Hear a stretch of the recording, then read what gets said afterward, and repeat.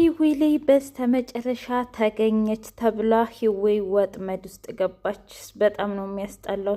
የሳሚ ስራ ሲንከረፈፍ ማለት ነው። አስያዛት። እውነት ሩት ጀግና ነበረች። ሩት ነበረች ልጅቷን ማግኘት የነበረባት፣ ግን ወጥመድ ውስጥ ገባት። ወይኔ ዳዊት እንግዲህ ፍቅርህን ገደል ልትገባብህ ነው። ቶሎ በል ማለት ነው። በቅናት ቅጥል ስል ሰሚ ስልክን ትቶ ሂዶ እውነት ወጥመድ ውስጥ ገባች። እውነት ህይወት በቀጣይ ምን ትሆን? ትታገት ይሆን ወይስ ደግሞ ዳዊትና ሰሚ ይደርሱላት ይሆን? እንደ ሩት አይነት መቼም መልካም ጓደኛ ያጋጥማችሁ። እኔ እኮ ያላንቺ ይደብረኛል ሳሎኑ። ስለዚህ ነይ ሳሎን እንሄድና አብረን ዘና እንበል። ምክንያቱም ደግሞም ልክ ነሽ፣ እንኳንም የመታሹ ያለ ስራዬ ቢሆን እኔ ራሱ አጋጨው ነበር። ያለ ስራዬ እንዴት እንደዚህ አይነት ነገር ሊለኝ ይችላል?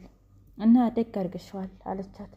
ምክንያቱም እኔ ዳዊትን ስለመታወት እኮ ነው እማልሄደው ሳሎን ስትላት፣ አይ በቃ ፊት ለፊት መጋፈጥ አለብሽ፣ ማንንም መፍራት የለብሽም አለቻት። የሳሮን ክፋት እንደቀጠለ ይገኛል። ሳሮን እንግዲህ የክፋቷ ጥግ የክፋቷ መጨረሻ በሌላ ሰው አማሃይታ ሌላ ሰው እስር ቤት ልታስከትት እንዲሁም ደግሞ በሚዲያ ላይ ልታስለቅቅ ነጻ የወጣች መስሎባታል። ግን ሩት እያስመሰለች መሆኑም አሁንም ደርሳበታለች። ለወንድሟ ደውላ ወንድሜ ዛሬ ጎልንገርህ ሳሮን እኮ ውሸቷን ነው፣ ምክንያቱም እያስመሰለች ነው። ዛሬ አይቻታለሁኝ፣ ግን ለምን ማስመሰል እንደፈለገች አላውቅም። ለነገሩ ይመስለኛል እሷ ጥፋተኛ እንዳትባል ነው። ስለዚህ ጊዜውን ድረስ ምን ላፈልጋ ነው፣ በሌላ ሰው ማማኘት ፈልጋ ነው እያለች ለወንድሟ ስትናገር ልክ እንደተባለው ሆነ። ከደቂቃዎች በኋላ እሱ ትክክለኛ ወንጀለኛው ከሊያበሉ ሰለሞን ነው፣ ጋሽ ሰለሞን ነው ተብሎ ሁሉም ሲያነቡት ሳሚም ይቅርታ ጠይቃት። ዳዊትም ደግሞ እውነት እህቴ አንቺ መስለሽ ነበረ፣ በጣም ይቅርታ አላት። አረ ምንም ችግር የለውም፣ እኔ እኮ ቤተሰቦቼን በጣም የምወድና የማከብር ነኝ፣ እንዲሁም ባሌን እያለች ከዛ ደግሞ ሳሚን ዳዊት ለነገሩ ለእህቴ እኮ አንተ ምንም ቦታ የሰጠሃት የለም፣ እያከበርካትም እንደ ባልም አልሆንክላት አለው። አንተ ስነ ስርዓት ያዝ፣ እስኪ ንገረኝ አሁን አንተ ምን ቤት ነስለኛ አለ። ከዛ ሳሮንም ልክ ነው አንተ እዚህ ውስጥ አያገባህም ዳዊት፣ እሱና እኔ ባለትዳሮች ነን፣ እሱና እኔ መነጋገርና መፍታት እንችላለን፣ ስለዚህ ዝም ብትል ጥሩ ነው ሲል፣ ለነገሩ እንዳንተ አይነት ሰው ከማወራ ልሄድ ብሎ ወደ ክላሱ ገባ። ከዛም በኋላ እንደዚህማ እንድትናገረው አልፈልግም አለችው። እስኪ ንገሪኝ ይሄ ያንቺ ወንድም ከማን ጋር ተስማምቶ ያውቃል እንደው አለ። አይ እንደዛ እንኳ ልትለው አይገባም፣ ምክንያቱም አንተም ጥፋተኛ ነህ እኮ። እንዴት እኔ ደግሞ ጥፋተኛ ሆንኩኝ እንዴ? እስኪ ዝም ብለህ አሁን ከወንድሜ ጋር ትጨቃጨቃለህ? እሱ ደግሞ በጣም ተግባቢና መልካም ልጅ ነው። ሲቀጥል እሱ የሆነ ነገር ካላየ በስተቀር ዝም ብሎ ሰውን የሚፈርድ አይነት ሰው አይደለም አለችው።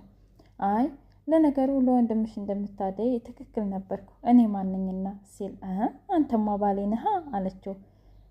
አይደል እንደ እኔ ፍቅር ስትል ወዴት እየሄድሽ ነው? ምን ነው ዛሬ ፍቅር አጫወተች ሲል፣ እንዴ አናፈኩም እንዴ?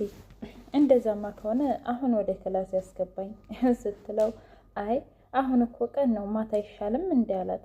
ምን አስበህ ነው? አረ እኔ ያልኩት ክፍሌ ልሄድና ትንሽ ልረፍ ነው አለችው። እና ታዲያ እንደዛቴ የሰው ልብ ዝም ብሎ ከመስቀል ብሎ ወደ ክላስ ወሰዳት።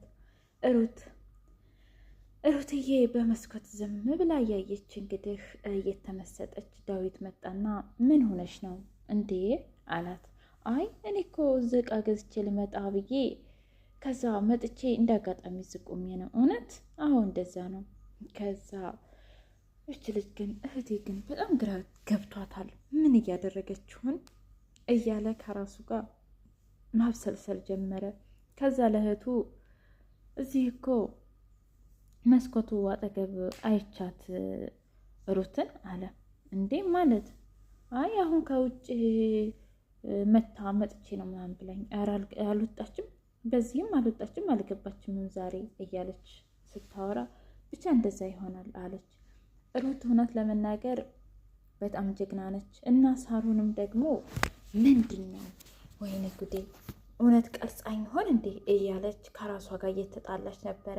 ሰላም ውድና የተከበራችሁ የቻናል ቤተሰቦች እንዴት ናችሁ? ሁሉ ሰላም፣ ሁሉ መልካም። እኔ እግዚአብሔር የተመሰገነ ይሁን ሰላም ነኝ። ለዚህ ቻናል አዲስ የሆናችሁ ሰብስክራይብ በማድረግ ቤተሰብ ይሁኑ። ነባር ቤተሰቦች ደግሞ ስለምትከታተሉኝ ከልብ አመሰግናለሁ።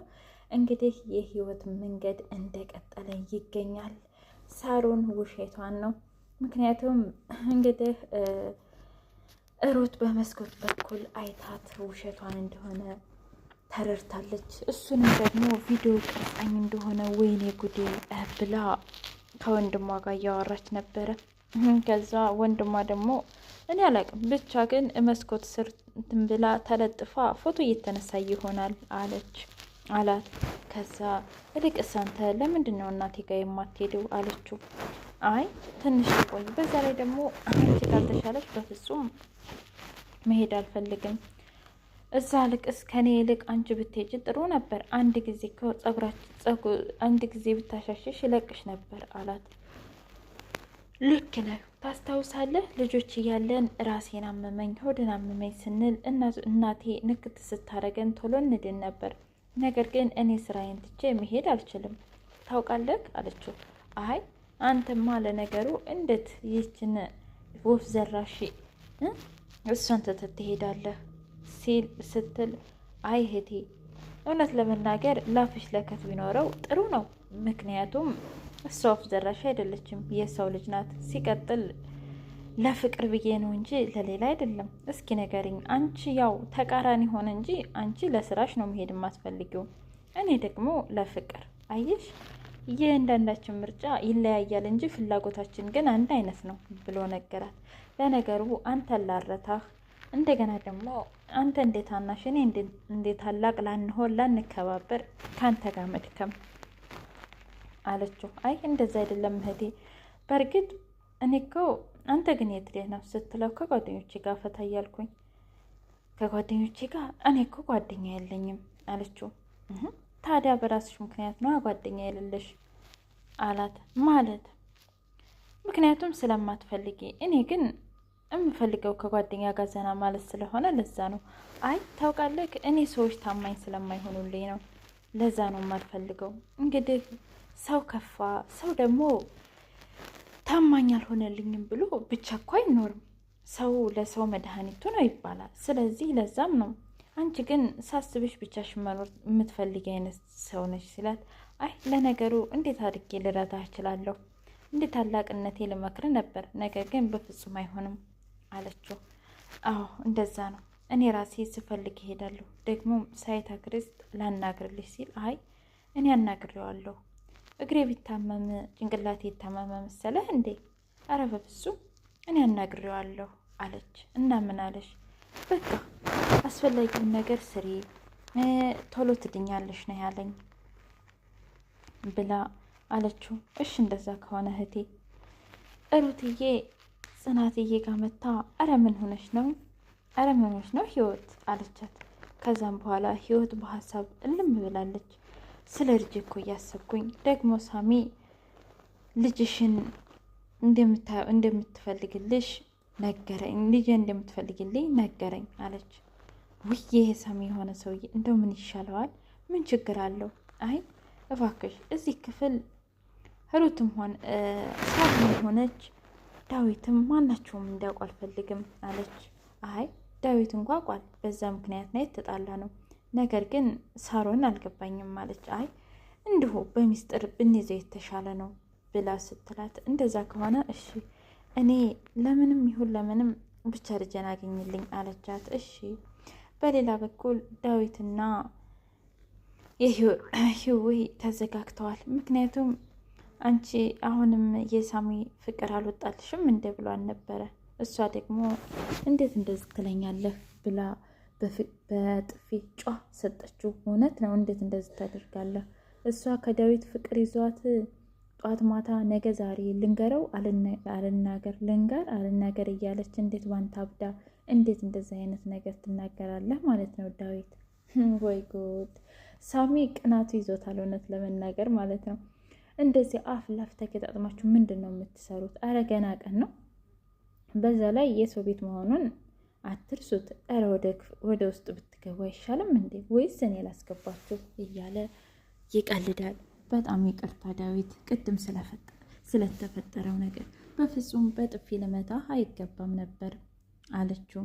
አይ እንደዛ እንኳ አይደለም፣ እኔም ይቅርታ እንደዛ ልልሽ አይገባም ነበር ተብለው በይቅርታ ተቋጨ። የእውነት ይቅርታው ደስ ይላል፣ እውነት ለመናገር ማለት ነው።